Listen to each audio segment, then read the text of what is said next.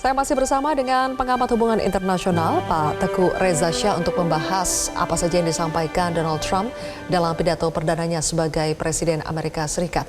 Pak Reza, banyak hal positif tapi juga sepertinya ada hal-hal yang bisa membuat masyarakat dunia was-was mendengar pernyataan Trump. Terutama soal national emergency di 7 wilayah perbatasan, kemudian juga akan memberantas yang namanya illegal entry, kemudian juga akan ada deportasi massal ya. Terus juga akan memberantas berbagai gangster, kriminal, pokoknya sepertinya kalau penjahat di era Trump ini akan betul-betul dalam tanda kutip dihabisi. Sampai situ dulu. Apakah itu adalah kebijakan-kebijakan yang harus membuat masyarakat global khawatir atau sebetulnya tidak juga? Kalau national emergency di 7 wilayah, ya beliau nggak sebut 7 wilayahnya di mana kan. Tentunya ini menunjukkan bahwa dia tuh sudah siap itu. Sudah siap dengan data-data misalnya remote sensing, titik-titik mana aja yang suka jebol, kemudian jalur-jalur mana yang sering dipakai secara resmi, tahu-tahu ternyata dokumennya palsu. Beliau sudah mendata dengan sangat baik dan beliau tidak menjelaskan apakah 7 titik itu darat atau laut. Jadi ini yang dunia masih mikir, karena Amerika Serikat memiliki perbatasan dan seringkali berdatangan nanti masyarakat dari Kuba misalnya, yang hanya berjarak 200 mil dari Miami kan. Tapi yang tegas sekali beliau mengatakan akan menghadapi illegal, orang-orang yang datang secara tidak sah. Kemudian beliau akan untuk mereka itu akan menggunakan aturan-aturan hukum yang berlaku. Ya, terus terang beliau kalau sudah begini ya tegas akan ada kekagetan di benua Amerika. Cuman yang kita harus perhatikan adalah aturan keras ini diperlakukan pada yang baru datang atau yang sudah lama sudah beranak pinak sehingga menjadi warga negara Amerika Serikat. Karena misalnya saat ini masyarakat kulit putih itu agak segan untuk menjadi anggota Angkatan Bersenjata Amerika Serikat. Tapi masyarakat Hispanik justru menggunakan momentum ini untuk mendaftar dan kans mereka untuk diterima itu besar. Apakah ini akan dimaksudkan juga untuk mereka yang sudah menjadi bagian dari sistem Amerika Serikat, Angkatan Bersenjata Amerika Serikat? Jadi mungkin akan ada penjelasan-penjelasan lebih lanjut ya. Tapi paling enggak hari ini kita mendapat ketegasan dari seorang presiden yang akan bekerja berdasarkan hukum, yang menjunjung tinggi konstitusi dan mengharapkan dukungan dari seluruh segmen masyarakat Amerika Serikat. Kalau dari segi kebijakan ekonomi tadi yang digambarkan itu misalnya soal bagaimana ia ingin mengakhiri krisis inflasi, tadi juga disebut akan memberlakukan national energy emergency, akan banyak drill katanya, baby drill gitu ya. Jadi sepertinya akan betul-betul memaksimalkan oil and gas yang ada di Amerika Serikat untuk bisa menurunkan harga minyak dunia dan akan menjadi negara pengekspor energi ke seluruh dunia. Apakah itu menjadi hal atau kabar baik buat masyarakat global, Pak? Akan mengganggu stabilitas harga yang ada saat ini. Justru ya? Akan mengganggu. Karena Amerika Serikat seperti kita ketahui itu negara yang punya sumber daya yang luar biasa untuk itu. Misalnya saya mencoba mendata industri-industri dia yang top ya. Dan itu sudah beredar di seluruh dunia, termasuk Indonesia. Misalnya Chevron Pacific Indonesia, kemudian Exxon Mobil, Coca-Cola Amatil, Cargill, IBM, Pepsi, Honeywell, Apple, Starbucks, dan American Express. Jadi ada hal-hal yang industri perbankan, industri mining, dan juga industri-industri komputer. Dan kalau sudah begini, mereka akan melihat dampak daripada statement dalam negeri itu terhadap dunia dan juga otomatis terhadap Indonesia. Dimana kalau selama ini Indonesia bekerja sama dengan Chevron dan tidak mustahil ke depannya Chevron akan mengimpor dari Amerika Serikat dan mengurangi kemampuan Chevron untuk menggali di dalam negeri Indonesia dan juga untuk Exxon Mobil misalnya. Jadi ini yang hendaknya kita kaji lebih mendalam agar jangan sampai dia itu merusak harga dunia, merusak suplai energi dunia. Ya mungkin bagi dia nggak merusak karena ini bagi kepentingan nasional dia, tapi bagi sebagian negara ini bisa berdampak kepada ekonomi negara tersebut. Dan untuk itu ya tentunya kedutaan besar Indonesia di sana akan mencoba menggali begitu. Apakah ini hanya sebatas paper tigers, macan kertas, atau sudah benar-benar akan diterapkan kepada seluruh dunia dan juga kepada siapa saja akan diterapkan? Apakah akan secara serentak kepada 180-an negara di dunia atau negara-negara tertentu yang selama ini dianggap merugikan Amerika Serikat? Ini yang sesuatu hal yang kita harus dalami dari pidato Donald Trump ini. Kemudian tadi juga disebutkan akan mengenakan pajak yang tinggi ya. Betul. Kepada negara-negara asing. Betul. Yang tujuannya adalah untuk memperkaya warga di dalam negeri. Nah, sebelumnya kita sudah mendengar bahwa Trump akan memberlakukan berbagai macam tarif. Betul. Akan dinaikkan tarifnya. Betul. Untuk produk-produk yang berasal dari sejumlah negara, misalnya dari Meksiko, dari Tiongkok, dari Kanada.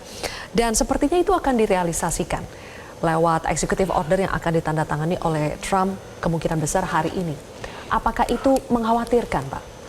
Kalau bagi negara-negara yang kena itu mengkhawatirkan. Dan Trump sudah mendata hal ini sejak dia menjadi oposisi pada masa pemerintahan Obama. Dengan tegas dia mengatakan China they have eaten our lunch. Satu. Kemudian China itu mengambil manfaat dari kelengahan kita. Yang lengah itu adalah negara-negara yang produsen, wilayah negara bagian yang produsen, tapi kalah bersaing dengan produk Cina di dalam negeri Amerika Serikat. Misalnya Trump dalam sebuah video yang berjudul China they have eaten our lunch itu mengatakan Amerika Serikat itu mengapa sampai kalah? Itu karena tim negosiatornya itu hatinya terbelah. Kemudian juga wilayah-wilayah negara bagian itu lengah sehingga mereka lupa, mereka membeli produk-produk dari Cina, dan Trump mengatakan bisnis saya itu real estate, yang banyak saya beli itu window. Saya selama ini terpaksa beli produk Cina karena mereka lebih murah. Sehingga pada saat yang sama saya juga terpaksa melihat ada state di Amerika Serikat seperti North Carolina, Alabama, dan Oregon itu yang hancur. Hancur fondasi ekonominya yang selama ini sangat mengandalkan produk-produk konstruksi. Dan ini tentunya yang akan dibangkitkan oleh Donald Trump. Tadi dia secara khusus menyebut kata North Carolina ya. Dan tentunya ini akan dibangkitkan lagi keunggulan kompetitif dari North Carolina dan juga keunggulan kompetitif dari North Carolina tersebut. Mungkin North Carolina hanya satu state yang disebut, tapi barangkali Trump sudah mendata negara-negara bagian saya itu unggulnya di mana, sehingga mereka dapat menjadi manufacturing country. Trump secara khusus menyebut manufacturing country karena pada saat Trump belum berkuasa pun dia mengatakan untuk menjadi maju itu kita ini harus menjadi manufacturing country. Dan dampaknya ya mungkin kemungkinan besar dia akan menggerakkan industri-industri yang ada di Amerika Serikat yang selama ini kendor kan. Singkat cerita Pak Reza, apakah menurut Anda dari pidato Trump tadi bisa dibaca bahwa era perang dagang antara Amerika dengan Tiongkok itu akan terjadi kembali di periode kedua Trump ini? Tampaknya begitu, karena Trump sudah mendata bahwa banyak produk-produk Cina, produk-produk mobil yang elektrik itu ya, itu dibikinnya di sekeliling Amerika Serikat, di Meksiko misalnya. Dan untuk itu Trump akan memberikan tampaknya pajak masuk yang lebih tinggi, dan untuk produk-produk Cina yang dibangun di wilayah perbatasan dengan Amerika Serikat, dan juga produk-produk Cina yang datang langsung dari Cina sendiri. Dan saya bisa bayangkan akan ada perang dagang. Dan untuk itu kalau perang dagang itu bisa dia head to head dengan China, tapi pada saat yang sama dia juga akan mendesak negara-negara sekutu dia untuk menarik bisnis-bisnis mereka dari Cina. Apakah Indonesia bisa terkena dampaknya juga? Dampak itu bisa plus dan minus ya, tergantung bagaimana negara kita menafsirkan perubahan ini. Mungkin bisa plus dalam artian kita membangun suatu sistem dalam negeri yang solid secara hukum, di mana kita bisa bekerja secara idealistik Indonesia, tapi pada prinsipnya apa yang kita lakukan ini sejiwa dengan Amerika Serikat sedang lakukan. Misalnya good governance di level pemerintah, good corporate governance di level dunia usaha, kemudian rule of law, kemudian juga stability, kemudian efisiensi, effectiveness. Ini kan sebenarnya model-model pembangunan cara Amerika kan. Ya. Dan kita kan lakukannya sendiri karena kita adalah negara yang merdeka. Kalau kita bisa bekerja dengan lebih sistematis, lebih taat hukum, kemudian lebih sustainable ya. Kemudian pembangunan itu berdasarkan prinsip-prinsip namanya environmental impact assessment. AMDAL ya. Ya. Itu kemungkinan besar produk-produk perusahaan-perusahaan yang berada di Cina bisa datang kepada kita. Iya. Kenapa kekhawatiran ini muncul dampaknya terhadap Indonesia, Pak Reza? Kita tahu Indonesia sekarang bersama dengan Tiongkok juga sudah menjadi anggota dari Betul. BRICS. Nah, makanya sering dikait-kaitkan apakah dengan keanggotaan Indonesia di BRICS ini justru akan berdampak negatif setelah Amerika Serikat dipimpin oleh Donald Trump yang kebijakannya sangat America first begitu. Betul. Kita adalah anggota ke-10 dari BRICS ya. Yang ditakutkan oleh Trump kan BRICS itu punya mata uang sendiri kan, sehingga meninggalkan ketergantungan pada dolar. Oke, kita kan tidak sekarang juga dari tahun-tahun terakhir kita nggak pernah mengatakan kan kita akan membuat produk itu kan. Kalaupun di media massa itu ada gambar satu mata uang banyak warna di situ yang banyak bendera masing-masing anggota BRICS, ternyata itu kan hanya koin untuk souvenir kan. Bahkan negara-negara anggota BRICS yang 10 itu tidak pernah mengatakan tidak punya vision untuk menantang kekuatan-kekuatan misalnya G7 ataupun G20. Enggak.